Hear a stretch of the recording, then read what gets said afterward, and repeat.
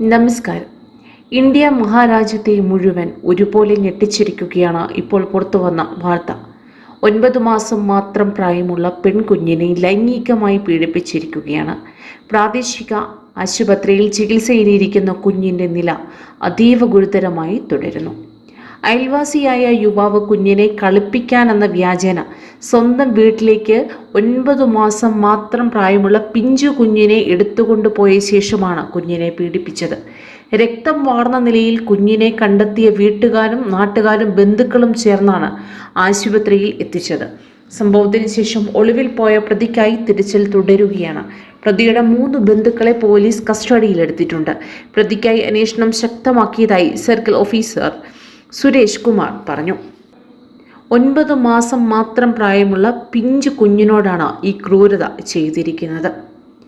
കൂടുതൽ വാർത്തകൾക്കായി ഈ ചാനൽ സബ്സ്ക്രൈബ് ചെയ്യുക.